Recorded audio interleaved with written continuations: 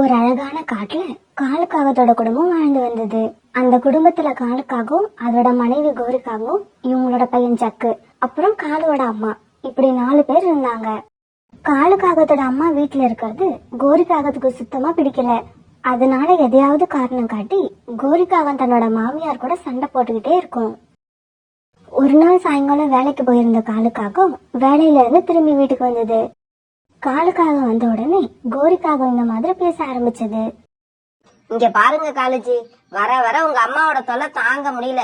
எந்த வேலையும் செய்யாம உட்கார்ந்த இடத்திலேயே சாப்பிடணும்னு நினைச்சா எப்படி? கோரி, அவங்களுக்கு தான் வயசாயிடுச்சு இல்ல, இந்த வயசுல அவங்களால என்ன வேலை பார்க்க முடியும்? காலேஜி, இதுக்கப்புறம் உங்க அம்மாவுக்கு வடிச்சு கொட்ட என்னால முடியாது. அதுவும் இல்லாம எப்ப பாரு இருமிக்கிட்டே இருக்காங்க. நம்ம பையன் ஜக்கு சின்ன குழந்தை தானே, அவனுக்கு இவங்களால ஏதாவது இன்ஃபெக்ஷன் ஆயிடுச்சுன்னா என்ன பண்றது? அதனால இப்ப நீ என்ன பண்ண சொல்ற? அப்படி கேளுங்க, என்ன பண்ணணும்னு நான் சொல்றேன். நாம ஏற்கனவே வாழ்ந்த ஒரு பழைய கூடு ஒண்ணு இன்னும் நல்ல நிலைமையில தான் இருக்கு. பேசாம உங்க அம்மாவை கொண்டு போய் அந்த கூட்டுல விட்டுட்டு வந்துருங்க. என்னால அப்படி செய்ய முடியாது, எங்க அம்மா பாவம், அப்படி இப்படின்னு இறக்கப்பட்டீங்கன்னா உங்க அம்மாவை வச்சுக்கிட்டு இந்த வீட்லயே நீங்க இருங்க. ஜக்குவை தூக்கிட்டு நான் எங்க அம்மா வீட்டுக்கு போறேன். காலு, கோரி சொல்றத கேட்டுக்கிட்டு என்ன இந்த பழைய கூட்டுல கொண்டு போய் விட்டுறாதப்பா. இந்த வயசுல எல்லாம் என்னால தனியா வாழ முடியாது. அம்மா, கொஞ்ச நேரம் பேசாம இருக்கீங்களா? நான் கோரி பேச்ச கேட்கறதா இல்ல உங்க பேச்ச கேட்கறதா? எதுவும் பேசாம உங்களோட பையன் சந்தோஷத்துக்காக இப்ப உடனே என் கூட கிளம்புங்க.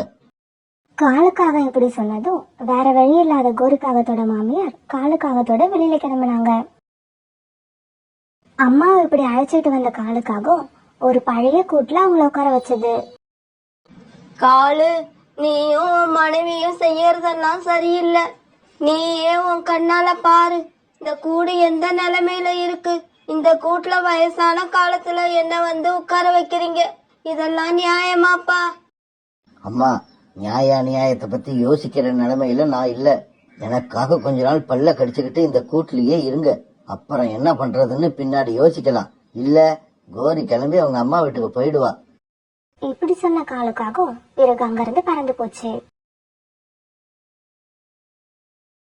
இப்படியே சில நாட்கள் நகர்ந்துச்சு. அம்மா, பாட்டி எங்கம்மா? முன்னாடி ஒரு நாள் அப்பா கூட போனவங்க திரும்ப வீட்டுக்கு வரவே இல்லையே, ஏன்? இங்க பாரு ஜக்கு, இருக்கிற பிரச்சனையே என்னால சமாளிக்க முடியல. இதுல நீ பாட்டிய வேற இங்க கொண்டு வரணும்னு ஆசைப்படுறியா? உங்க பாட்டிய பத்தி எல்லாம் இனிமே நீ எந்த கேள்வியும் கேட்க கூடாது. அவங்க அவ்வளவுதான். இனிமே நம்ம வீட்டு பக்கம் எல்லாம் வரமாட்டாங்க. அம்மா, வயசான காலத்துல தனியா வாழ்றது அவங்களுக்கு கஷ்டமா இருக்காதா? ஜக்கு, இதெல்லாம் உனக்கு தேவையில்லாத விஷயம். கோரி இப்படி கோபமா திட்டிட்டு இருக்கும்போது சோனா குருவி உள்ள வந்தது. காலண்ணா, இவ்ளோ வயசான உங்க அம்மாவை தனியா கொண்டு போய் அந்த கூட்டுல விட்டு இருக்கீங்களே, இதெல்லாம் ரொம்ப தப்பு. போய் அவங்க கிட்ட மன்னிப்பு கேட்டு மறுபடியும் வீட்டுக்கு அழைச்சிட்டு வாங்க. சோனா, எதை செய்யணும் எதை செய்யக்கூடாதுன்னு எங்களுக்கு தெரியும். எங்க குடும்ப விஷயத்துல நீ தலையிடாத. இன்னும் ஒரு தடவை இந்த விஷயத்த பத்தி நீ பேசுன என்ன பண்ணுவன்னு எனக்கே தெரியாது. போ இங்க இருந்து. கோரிக்கா அவன் இப்படி கோபமா கத்தின உடனே சோனா குருவி எதுவுமே பேசாம அங்க இருந்து பறந்து போயிடுச்சு.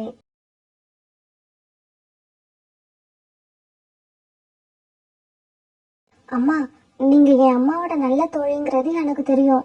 உங்க மகனும் மருமகளும் உங்களை கவலை காட்டி கூட நான் உங்களை பாத்துப்பேன். நீங்க கவலைப்படாதீங்க. உங்களுக்கு தினமும் உணவு நான் கொண்டு வந்து தரேன். சோனா குருவி தான் சொன்ன மாதிரியே தினமும் அவங்களுக்கு உணவு கொண்டு போய் கொடுத்து நல்லா கவனிச்சுக்கிச்சு. காலுக்காகத்தோட அம்மா வாழ்க்கை இப்படி ஓரளவு நல்லா போய்கிட்டு இருக்க, இப்ப திடீர்னு ஒரு நாள் மழை பெய்ய ஆரம்பிச்சது. அப்படி பெஞ்ச மழையால காலுக்காகத்தோட அம்மா கொஞ்சம் கொஞ்சமா நனைய ஆரம்பிச்சாங்க. கொஞ்ச நேரத்துல எல்லாம் அவங்க முழுசா நனைஞ்சதால அவங்களுக்கு குளிர ஆரம்பிச்சது. அட கடவுளே, இந்த மழையை இந்த நேரத்துல யார் கேட்டது? நான் வேற இப்படி முழுசா நனைஞ்சிட்டேன். என்னால குளிர தாங்க முடியலையே. இப்ப என்ன பண்றது? இப்படி சொல்லிக்கிட்டே இருந்த அவங்க குளிர் ரொம்ப தாங்க முடியாதால திடீர்னு கிளம்பி காலுக்காகத்தோட வீட்டை நோக்கி பறக்க ஆரம்பிச்சாங்க. காலு, என்ன பாருப்பா, நான் எப்படி நனைஞ்சிருக்கேன்னு. என்னால அந்த கூட்டுல குளிர தாங்கிட்டு இருக்க முடியல. உடம்பெல்லாம் நடுங்குது. மழை விடுன்னு கொஞ்ச நேரம் உட்காந்து பார்த்தேன். ஆனா இந்த மழை விடுற மாதிரியே தெரியல. அதனால மழை விடுற வரைக்கும் நம்ம வீட்ல இருந்துட்டு மழை விட்டதுக்கு அப்புறம் நான் அந்த கூட்டுக்கே போயிடுறேன்ப்பா. அம்மா இப்படி சொன்னதை கேட்ட காலுக்காகவும் எதுவுமே பேசாம மௌனமா இருந்துச்சு. ஆனா காலுக்காக மௌனமா இருக்கிறத பார்த்த கோரிக்காகத்துக்கு ரொம்ப கோபம் வந்துருச்சு. காலுஜி, உங்களுக்கு ஒரு தடவை சொன்னா புரியாதா? தினம் தினம் சொல்லணுமா? உங்க அம்மா இந்த வீட்டுக்குள்ள வந்தா நான் எங்க அம்மா வீட்டுக்கு போயிடுவேன்னு சொன்னது ஞாபகம் இல்ல? கோரி, கோபப்படாத அம்மா. இந்த மழை விடுற வரைக்கும் தான் இங்க இருப்பேன். மழை விட்ட உடனே என்னோட கூட்டுக்கு போயிடுவேன். அப்படியா? அப்ப மழை 10 நாளா விடாம பெஞ்சா அந்த 10 நாளும் இங்கதான் இருப்பீங்க, அப்படிதானே? இதெல்லாம் எனக்கு ஒத்து வராது. நான் இப்பவே கிளம்புறேன். அம்மா, என்னம்மா நீ? உனக்கு எவ்வளவு சொன்னாலும் புரியவே மாட்டேங்குது. அவளை டென்ஷன் பண்ணி பார்க்கணும்னே இந்த வீட்டுக்கு வரியா? கோரிக்காக அம்மா வீட்டுக்கு கிளம்புறேன்னு சொன்ன உடனே காலுக்காக இப்படி பேச காலுக்காகத்தோட அம்மா எதுவுமே பேசாம தன்னுடைய கூட்டுக்கு பறந்து போனாங்க. மறுபடியும் அந்த கூட்டுல போய் உட்காந்த காலுக்காகத்தோட அம்மாவுக்கு குளிரால உடம்பெல்லாம் நடுங்க ஆரம்பிச்சது. இருந்தாலும் வேற வழி இல்லாம பல்ல கடிச்சுக்கிட்டு அங்கேயே உட்கார்ந்து இருந்தாங்க. பாட்டி கிட்ட தன்னோட அப்பா அம்மா நடந்துக்கிற விதத்தை எல்லாம் ஜக்கு ரொம்பவும் உன்னிப்பா கவனிச்சுக்கிட்டே இருந்தான். தன்னோட பாட்டி கிட்ட அம்மாவும் அப்பாவும் நடந்துக்கிற விதம் ஜக்குவுக்கு சுத்தமா பிடிக்கல. இருந்தாலும் அதை வெளியில சொல்ல பயந்துகிட்டு மௌனமா இருந்தான். மழையில நனைஞ்சுக்கிட்டே இருந்த காலுக்காகத்தோட அம்மா கிட்ட இப்ப சோனா குருவி பறந்து வந்தது. அம்மா, இந்த மழையில நீங்க என்ன பண்றீங்கன்னு நினைச்சுதான் நான் இங்க வந்தேன். வாங்க, என் வீட்டுக்கு போகலாம். இப்படி வீட்டுக்கு அழைச்சிட்டு வந்து அவங்களுக்கு சோனா குருவி சூடா டீ போட்டு கொடுத்தது. பிறகு நடந்தது எல்லாத்தையும் காலுக்காகத்தோட அம்மா சோனா குருவி கிட்ட சொன்னாங்க. தன்னோட அம்மாவை இப்படி கஷ்டப்படுத்திட்டோங்கிற நினைப்பு கொஞ்சம் கூட இல்லாம கோரிக்காகத்தோட பேச்சுக்கெல்லாம் தலையாட்டிக்கிட்டு இருக்க காலுக்காகத்தை நினைச்சா எனக்கு ரொம்ப வேதனையா இருக்கு. சோனா, எவ்வளவோ கஷ்டங்களுக்கு நடுவுல நான் இந்த காலுவை நல்ல முறையில வளர்த்து படிக்க வச்சேன். அவனுக்காக ஒவ்வொரு விஷயத்தையும் பார்த்து பார்த்து செய்வான். ஆனா இப்ப என்ன பத்தின நினைப்பு அவங்கிட்ட சுத்தமா இல்லாம போயிடுச்சு. என்ன இப்ப அவன் தேவையில்லாத பொருள்னு ஒதுக்கி தள்ளுறான். அம்மா, வருத்தப்பட்டு கண் கலகாதீங்க. இதுக்கப்புறம் நீங்க எதுக்காகவும் அழவே கூடாது. இனிமே நீங்க எங்கேயும் போக வேண்டாம். என்ன உங்களோட பொண்ணா நினைச்சு என் கூட இங்கேயே இருந்துருங்க. சோனா குருவி இப்படி சொன்ன உடனே காலுக்காகத்தோட அம்மாவுக்கு சந்தோஷம் தாங்கல. பிறகு இரவு உணவு சாப்பிட்டு 2 பேரும் கூட்டுல படுத்தாங்க. காலுக்காகத்தோட அம்மா ரொம்ப நாளைக்கு அப்புறம் இன்னைக்குதான் நிம்மதியா தூங்குனாங்க. மறுநாள் பொழுது விடிஞ்சிச்சு. காலையில காலுக்காகவும் கோரிக்காகவும் கண் வச்சு பார்த்தப்ப வீட்டுல ஜக்கு இல்ல. காலுஜி, ஜக்கு வீட்டுல காணோம். எங்க போயிருப்பான், எதுக்கு போயிருப்பான்னு ஒண்ணுமே புரியலையே. கவலைப்படாத கோரி, அக்கம் பக்கத்துல போய் நமக்கு தெரிஞ்ச இடங்கள்ல எல்லாம் ஜக்கு இருக்கானான்னு தேடி பார்ப்போம். இப்படி பேசிக்கிட்ட காலுக்காகவும் கோரிக்காகவும் பிறகு வீட்டை விட்டு வெளியில பறந்து போனாங்க. காலையில வீட்டை விட்டு உணவு தேட வெளியே வந்த சோனா குருவி காலுக்காகத்தோட அம்மா இருந்த கூட்டுக்கு பக்கத்துல ஜக்கு இருக்கிறத பார்த்துட்டு அங்க போச்சு. ஜக்கு, இங்க என்ன பண்ணிக்கிட்டு இருக்க? நீ மட்டும் தனியா எதுக்காக இங்க வந்த? ஆன்ட்டி, நான் என்னோட பாட்டிய பார்க்க இங்க வந்தேன். ஆனா அவங்க இங்க இல்ல. நேத்து பேஞ்ச மழையில அவங்க ரொம்ப கஷ்டப்பட்டிருப்பாங்க. என்ன ஆனாங்கன்னு வேற தெரியல. அத நினைச்சா எனக்கு ரொம்ப பயமா இருக்கு. ஜக்கு, உங்க பாட்டிய பத்தி கவலைப்படாத. அவங்கள நான் என் வீட்டுக்கு அழைச்சிட்டு போயிட்டேன். இனிமே அவங்கள நான் பத்திரமா பாத்துப்பேன். நீ அவங்கள எப்ப பாக்கணும்னு நினைச்சாலும் என்னோட வீட்டுக்கு வா. ஆன்ட்டி, உங்களுக்கு ரொம்ப ரொம்ப தேங்க்ஸ் என்னோட பாட்டிய பத்திரமா பாத்துக்கிறதுக்கு. இவங்க இப்படி பேசிக்கிட்டு இருக்கும்போது ஜக்குவை தேடிக்கிட்டு இருந்த காலுக்காகவும் கோரிக்காகவும் அங்க வந்தாங்க. ஜக்கு, என் செல்லமே, எங்கடா போன? உன்னை எங்கெல்லாம் தேடுறது? ஜக்கு, எதுக்காக இங்க இருந்த? அப்பா அம்மா கிட்ட சொல்லாம இப்படி வெளியில வரலாமா? கோரியும் காலுக்காகவும் இப்படி மாறி மாறி கேள்வி கேட்க ஜக்கு எதுவுமே பதில் சொல்லாம அந்த உடைஞ்சு போயிருந்த கூட்டை தன்னோட கால்களால கீழே தள்ளி விட்டான். ஜக்கு, ஏன் அந்த கூட்டை கீழே தள்ளி விட்ட? அது உங்க பாட்டியோடது. அம்மா, என் பாட்டி இப்ப சோனா ஆண்டி வீட்டுல சந்தோஷமா வாழ்றாங்க. இந்த கூடு இனிமே அவங்களுக்கு தேவையில்லை. அதனாலதான் தேவையில்லாத கூடுன்னு கீழே தள்ளி விட்டியா? இல்லப்பா, அதுக்காக இல்ல. இந்த கூடு இங்கேயே இருந்தா கொஞ்சம் கூட மனசாட்சியே இல்லாம நீங்க என்னோட பாட்டியை இந்த கூட்டுக்கு அனுப்புன மாதிரி நாளைக்கு எனக்கு கல்யாணம் ஆனதுக்கு அப்புறம் உங்களையும் அம்மாவையும் இந்த கூட்டுக்கு அனுப்பணும்னு கூட எனக்கு தோணலாம். அப்படி ஒரு கேவலமான எண்ணம் என் மனசுக்குள்ள வரக்கூடாதுன்னு தான் இந்த கூடை நானே கீழே தள்ளி விட்டு அழிச்சிட்டேன். ஜக்குவோட இந்த பேச்சை கேட்ட காலுக்காகவும் கோரிக்காகவும் வெக்கத்துல தலை குனிஞ்சு எதுவுமே பேசாம நின்னாங்க. ஜக்கு, நீ இப்படி பேசுறதுக்கு பேசாம என்னையும் உங்க அம்மாவையும் 4 அறை விட்டுருக்கலாம். பிறகு உடனே 4 பேரும் சோனா குருவி வீட்டுக்கு போனாங்க. போன வேகத்துல காலுக்காகவும் கோரிக்காகவும் அவங்க காலில் விழுந்தாங்க. அம்மா, என்ன மன்னிச்சிருங்கம்மா, நான் பெரிய தப்பு பண்ணிட்டேன். ஆமா அத்தை, இது எல்லாத்துக்குமே நான் தான் காரணம். என்ன மன்னிச்சிடுங்க அத்தை. உங்க பேரன் ஜக்கு தான் இன்னைக்கு எங்களோட கண்களை திறந்தான். இதுக்கப்புறம் நீங்க யார் வீட்லயும் இருக்கணும்னு அவசியம் இல்ல, நம்ம வீட்டுக்கு வந்துடுங்க அத்தை. காலண்ணா, கோரி அக்கா, நீங்க 2 பேரும் இப்படி பேசுறத கேட்க எனக்கு எவ்வளவு சந்தோஷமா இருக்கு தெரியுமா? பிறகு தன்னுடைய வீட்டுக்கு போன காலுக்காகத்தோட அம்மா கடைசி வரைக்கும் அந்த வீட்டுல சந்தோஷமா இருந்தாங்க.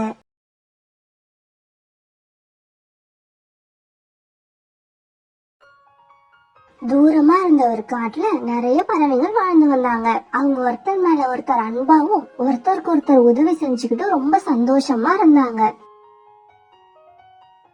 அந்த காட்டுல உள்ள பறவைங்க உடம்புக்கு எந்த நோய் வந்தாலும் பருந்து சிஸ்டர் கிட்ட தான் போவாங்க. அந்த பருந்து சிஸ்டரும் அந்தந்த நோய்க்கு தேவையான மூலிகைகளையும் மருந்துகளையும் பறவைங்களுக்கு கொடுத்து அந்த நோயை சரியாக்கிடும். அதுக்காக பதிலுக்கு ரொம்ப அதிகமா எதுவும் பருந்து சிஸ்டர் எதிர்பார்க்காது. பழங்கள் இல்லைன்னா ஏதோ கொஞ்சம் தானியங்கள், இப்படி எது கொடுத்தாலும் வாங்கிக்கும். ரொம்ப ஏழை பறவைங்களா இருந்தா எதுவும் வாங்காம கூட வைத்தியம் பார்த்து அனுப்பிவிடும். அதே காட்டுல கோரிக்காகவும் தான் பையன் ஜக்குவோட வாழ்ந்து வந்துச்சு. கோரிக்காகவும் தனக்கோ இல்ல தான் பையன் ஜக்குவுக்கும் உடம்புக்கு எது வந்தாலும் மருந்து வாங்க பருந்து சிஸ்டர் கிட்ட தான் போகும். ஆனா இது வரைக்கும் ஒரு நெல்மணி கூட பருந்து சிஸ்டருக்கு கொடுத்ததே கிடையாது. போறப்ப எல்லாம் ஏதாவது கதைய சொல்லிட்டு ஓசிலேயே மருந்து வாங்கிட்டு வந்துடும். இப்ப கூட அது பருந்து சிஸ்டர் தான் பார்க்க கிளம்பிக்கிட்டு இருக்கு.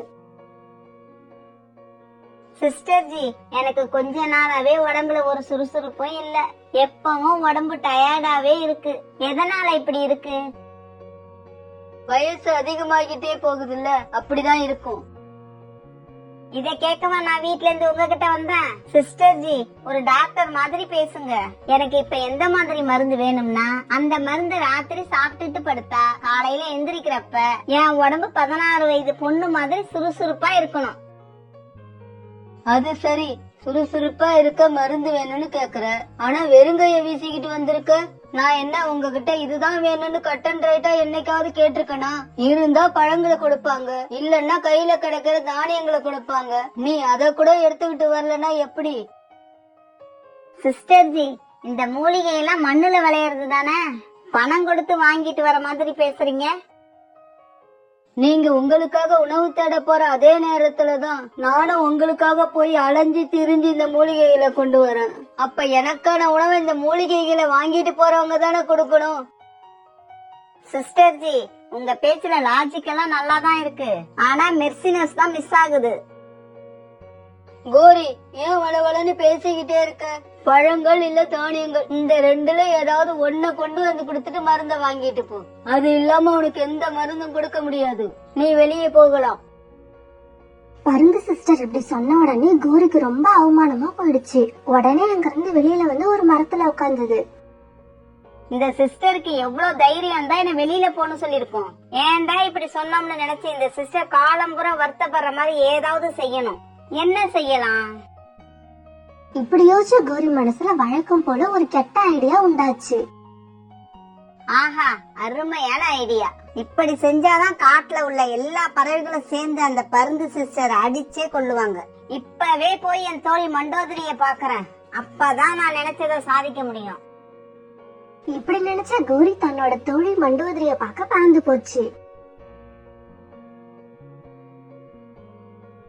மண்டோதரி ஒரு டாக்டர் கிட்ட உதவியாளரா வேலை பார்த்துக்கிட்டு இருந்தது. மண்டோதரி, என்னக்கா விஷயம் இப்படி திடீர்னு வந்து நிக்கிற? எனக்கு காய்ச்சலுக்கு கொடுக்கற மூலிகை மாதிரியே இருக்கிற விஷ மூலிகை வேணும். ஆமா, இந்த மூலிகை எதுக்கு உனக்கு? கோரி பருந்து சிஸ்டர் வீட்டுல அவமானப்பட்ட கதைய தெளிவா மண்டோதரி கிட்ட சொல்லுச்சு. இப்ப இந்த விஷ மூலிகை எதுக்கு கேக்குற? அந்த பருந்து சிஸ்டரை கொல்ல போறியா? இல்ல, இத வேற மாதிரி உபயோகப்படுத்த போறேன். கோரி அக்கா, என்கிட்ட நிறைய விஷமுள்ள மூலிகை இல்ல, கொஞ்சமா விஷமுள்ள மூலிகை தான் இருக்கு. ஆனா இதையும் நிறைய சாப்பிட்டா செத்துருவாங்க. இத நான் தாரேன். ஒரு கால் ஏதாவது எசகு பிசகா நடந்து நீ மாட்டிக்கிட்டீன்னா என்னையும் மாட்டி விட்டுறாத. இப்படி சொல்லிட்டு மண்டோதரி கொஞ்சம் மூலிகைகளை கொண்டு வந்து கொடுத்தது. அத வாங்கிட்டு வந்த கோரி பருந்து சிஸ்டர் வெளியே போற சமயமா பார்த்து உள்ள போய் காய்ச்சலுக்கு வச்சிருந்த மூலிகை டப்பாக்குள்ள இந்த விஷ மூலிகைய போட்டுட்டு உடனே வெளியே பறந்து போயிடுச்சு. சிச்சி, நானும் பாக்குறேன், ஏன் காலையில இருந்து சோர்ந்து போய் உட்கார்ந்துருக்க? இப்படி கேட்ட சோனா சிச்சுவை தொட்டு பார்க்க அவனுக்கு காய்ச்சல் இருக்கிறது தெரிஞ்சது. அடடா, உடம்பு ரொம்ப சுடுதே. இப்படி சொன்ன சோனா சிச்சுவை தூக்கிக்கிட்டு பறந்த சிஸ்டர் கிட்ட போச்சு. நேத்து நைட்டு நீ என்ன சாப்பிட்ட? கொஞ்சமா கொய்யா பழம் சாப்பிட்டேன், அவ்வளவுதான். சோனா, இது சாதாரணமா சீசன் மாறுறப்ப வர காய்ச்சல் தான். இப்ப இந்த மூலிகையை கொஞ்சம் கொடு. காய்ச்சல் நிக்கலனா ராத்திரி இன்னொரு வேலையும் கொடு. பருந்து சிஸ்டர், என்கிட்ட கொஞ்சம் தானியங்கள் தான் இருந்தது, இத வச்சுக்குங்க. போதும் போதும், ஏதாவது சாப்பிட கிடைச்சா போதும். பிறகு மூலிகையை எடுத்துக்கிட்டு சோனாவும் சிச்சுவும் வீட்டுக்கு வந்தாங்க. வீட்டுக்கு வந்த சோனா கொஞ்சமா அந்த மூலிகையை சிச்சுக்கு கொடுத்தா. அத சாப்பிட்ட கொஞ்ச நேரம் கழிச்சு, அம்மா, எனக்கு உடம்பெல்லாம் என்னமோ செய்யுதுமா. சிச்சு, காய்ச்சல் இருந்தா உடம்பு அப்படிதான் இருக்கும், பேசாம கண்ணை மூடிக்கிட்டு தூங்கு. அம்மா அம்மா, எனக்கு வயிறெல்லாம் எரியுதுமா, ரொம்பவும் வலிக்குது, என்னால தாங்க முடியல. இப்படி சொல்லிக்கிட்டே இருந்த சிச்சு அப்படியே மயக்கமாயிட்டான். இத பார்த்த சோனாவுக்கு ஒரு நிமிஷம் இதயமே நின்ன மாதிரி ஆயிடுச்சு. உடனே மீதி இருந்த மூலிகையை எடுத்துக்கிட்டு வேகமா பறந்த சிஸ்டர் வீட்டுக்கு போச்சு. இதையெல்லாம் ஒரு மரத்துல உட்கார்ந்து கோரிக்காவை பார்த்துக்கிட்டே இருந்தது. நான் நினைச்சது மாதிரி எல்லாம் நடக்குது. இப்ப நம்ம மெடிக்கல் ஆபீசர் அழைச்சிக்கிட்டு வந்தா இந்த பருந்து சிஸ்டரோட சாப்டர் இன்னையோட க்ளோஸ் ஆயிடும். இப்படி யோசிச்ச கோரி மெடிக்கல் ஆபீசர் கிட்ட போச்சு. சார், பருந்து சிஸ்டர் தவறான மருந்து கொடுத்ததால ஒரு குழந்தை உயிருக்கு போராடிக்கிட்டு இருக்கு. சீக்கிரம் அதை வந்து விசாரிச்சு அவங்களுக்கு என்ன தண்டனை கொடுக்கணுமோ அதை கொடுங்க. இது கேட்ட மெடிக்கல் ஆபீசரும் கோரி கூட பறந்து போனாரு. பருந்து சிஸ்டர், என்ன மூலிகை கொடுத்தீங்க? அதை சாப்பிட்ட உடனே என் பையன் மயங்கி விழுந்துட்டான். அந்த மூலிகையை பார்த்த பருந்து சிஸ்டர், ஐயோ, இது விஷ மூலிகையாச்சே. காய்ச்சலுக்கு வச்சு இந்த மூலிகையில இது எப்படி வந்தது? பருந்து சிஸ்டர், ஏதாவது பண்ணுங்க, என் சிச்சு அங்க உயிருக்கு போராடிக்கிட்டு இருக்கான். உடனே விஷத்தை முறிக்கிறதுக்கான மூலிகையை எடுத்துக்கிட்டு பருந்து சிஸ்டர் சோனா குருவியோட போச்சு. போன உடனே கொண்டு போன மூலிகையை சிச்சுவுக்கு கொடுத்தாங்க. சிஸ்டர், என் சிச்சுவுக்கு எதுவும் ஆகாதுல்ல, நீங்க இவ்வளவு அலட்சியமா இருப்பீங்கன்னு நான் நினைச்சு கூட பாக்கல. சோனா, இதுல ஏன் தப்பு எதுவும் இல்ல. நான் காய்ச்சலுக்காக வச்சிருந்த மூலிகையில இந்த விஷ மூலிகை எப்படி வந்துச்சுன்னே தெரியல. இப்ப சிச்சு கண் விழிச்சு அவங்க அம்மாவை பார்த்தான். அம்மா அம்மா. சிச்சு, என் உயிரை, நீ எப்படிடா இருக்க இப்ப? அம்மா, நான் நல்லாயிட்டேன், வயிற்று வலி எல்லாம் இப்ப இல்ல. சிஸ்டர், இந்த விஷ மூலிகை எப்படிதான் வந்தது உங்ககிட்ட? அதுதான் சொன்னா எனக்கும் தெரியல. நேத்து காலையில கூட இந்த காய்ச்சலுக்கான மூலிகையை புறாவுக்கு கொடுத்தேன். அப்பெல்லாம் இந்த விஷ மூலிகை அதுல இல்ல. அதுக்கப்புறம் தான் இதுல யாரோ அதை கலந்துருக்காங்க. அதுக்கப்புறம் அங்க யார் யார் வந்தாங்க? பருந்து சிஸ்டர் கோரி வந்து மருந்து கேட்டது, இவங்க கொடுக்க மறுத்தது எல்லாத்தையும் சொன்னாங்க. அப்ப இது கண்டிப்பா கோரியோட வேலைதான், அதுல சந்தேகமே வேண்டாம். இவங்க இப்படி பேசிக்கிட்டு இருக்கும் போதே மெடிக்கல் ஆபீசரும் கோரியும் அங்க வந்தாங்க. சிஸ்டர், என்ன நடக்குது இங்க? சார், என்னோட கிளினிக்ல காய்ச்சலுக்கு கொடுக்கிற மூலிகை கூட யாரோ விஷ மூலிகையை கலந்துருக்காங்க. அது சாப்பிட்டதால இந்த குழந்தை மயக்கமாயிடுச்சு. மறுபடியும் நான் வேற மூலிகை கொடுத்து அதை குணப்படுத்திட்டேன். இருந்தாலும் இந்த குழந்தை இறந்திருந்தா உங்களால அந்த குழந்தை உயிரை திருப்பி கொடுக்க முடியுமா? மூலிகையை தவறா கொடுத்த குற்றத்துக்காக உங்களை சஸ்பெண்ட் செய்யறோம். சார் இதுல ஏன் தப்பு எதுவும் இல்ல, இதை யாரோ வேணும்னே செஞ்சிருக்காங்க. இப்ப நீங்க சொன்னதை நிரூபிச்சு காட்டிட்டீங்கன்னா சஸ்பெண்ட் ஆர்டரை வாபஸ் வாங்கிப்போம். அது வரைக்கும் நீங்க கிளினிக் உள்ள போய் யாருக்கும் மருந்து கொடுக்க கூடாது. இதை கேட்ட கோரிக்கு ரொம்ப சந்தோஷம். பருந்து சிஸ்டர், நேத்து எப்படி என்ன வெளியே போன்னு சொல்லி அவமானப்படுத்தின? ஒரே நாள்ல உன்னையே அந்த கிளினிக்கை விட்டு வெளியே அனுப்பின பாத்தியா? அதுதான் கோரி. பருந்து சிஸ்டருக்கு இப்படி ஆன உடனே எல்லா பறவைகளும் ஒன்னா சேர்ந்து ஒரு இடத்துல கூடி பேசினாங்க. காய்ச்சலுக்கான மூலிகை கூட விஷ மூலிகை கலந்தது கோரிதான்னு நாம நிரூபிக்கிற வரைக்கும் என்னால கிளினிக்குள்ள போக முடியாது. கோரிதான் விஷ மூலிகையை கலந்துச்சுன்னு நிரூபிக்க நம்ம கிட்ட எந்த ஆதாரமும் இல்ல. எல்லாரும் யோசிங்க, ஏதாவது வழி கண்டிப்பா இருக்கும். எல்லாரும் அமைதியா கொஞ்ச நேரம் யோசிச்சாங்க. சிஸ்டர், நான் கேக்குற மூலிகையை மட்டும் எனக்கு கொஞ்சம் கொடுங்க. உங்க மேல எந்த தப்பும் இல்லைன்னு நான் நிரூபிக்கிறேன். இப்ப சோனா கேட்ட மூலிகைய பருந்து சிஸ்டர் போய் பறிச்சுக்கிட்டு வந்து கொடுத்துச்சு. அத வாங்கிட்டு சோனா புறா கிட்ட போய் காதுல என்னமோ சொல்லி அந்த மூலிகையும் கொடுத்துச்சு. இப்ப புறா ஒரு சின்ன பாத்திரத்துல சோனா கொடுத்த மூலிகைய போட்டு கிச்சடி செஞ்சு எடுத்துக்கிட்டு பறந்து போச்சு. கோரி ஒரு மரத்துல உட்கார்ந்து இருக்கத பார்த்த உடனே பக்கத்துல போய் உட்கார்ந்துச்சு. என்ன புறா, கிச்சடி வாசம் மூக்க தொலைக்குது? இன்னைக்கு காலையில எங்க மாமா வீட்டுக்கு போனப்ப எனக்கு கிச்சடி செஞ்சு கொடுத்தாங்க. வயிறு நிறைய சாப்பிட்டேன். அது பத்தாதுன்னு ஒரு பாத்திரத்துல வேற எடுத்து கொடுத்துட்டாங்க. இத என்ன பண்றதுன்னு தெரியல. உண்மையிலே உனக்கு வேண்டாமா? அப்பனா என்கிட்ட கொடுத்துறான். தாராளமா எடுத்துக்க. புறா அந்த கிச்சடிய கோரி கிட்ட கொடுத்துட்டு பறந்து போக கோரி அதை ஆசையா சாப்பிட்டுச்சு. பருந்து சிஸ்டர் கூட எல்லா பறவைகளும் பேசிக்கிட்டு இருக்க திடீர்னு அங்க கோரிக்காக வந்து விழுந்து கத்த ஆரம்பிச்சது. சிஸ்டர் சிஸ்டர், எனக்கு வயிற்று வலி ரொம்ப அதிகமா இருக்கு. நான் செத்துருவேன் போல இருக்கு. தயவு செய்து என்ன காப்பாத்துங்க, தயவு செய்து என்ன காப்பாத்துங்க. கோரியக்கா, உன்னை இப்ப யாரும் காப்பாத்த முடியாது. ஏன்னா பருந்து சிஸ்டர் கிளினிக்ல அந்த விஷ மூலிகை எப்படி வந்துச்சுன்னு கண்டுபிடிச்சு அந்த மெடிக்கல் ஆபீசர் கிட்ட சொன்னாதான் பருந்து சிஸ்டர் கிளினிக்குள்ளேயே போக முடியும். ஐயோ, அந்த மெடிக்கல் ஆபீசரை யாராவது போய் அழைச்சிட்டு வாங்களே. நான் எல்லா உண்மையும் அவர்கிட்ட சொல்லிடுறேன். ஒரு பறவை போய் மெடிக்கல் ஆபீசரை அழைச்சுக்கிட்டு வர அவர்கிட்ட கோரி எல்லா உண்மையும் சொல்லுச்சு. சிஸ்டர், இப்ப நீங்க கிளினிக் உள்ள போய் இந்த கோரிக்கு தேவையான மூலிகையை எடுத்து கொடுங்க. அப்புறம் இந்த கோரி பறவைகள் உயிரோட விளையாண்டதால இதுக்கு ஜெயில் தண்டனை நிச்சயமா கிடைக்கும். பறவைங்க உயிரோட விளையாண்ட கோரி இப்ப ஜெயில் கம்பியோட விளையாடிக்கிட்டு இருக்கு.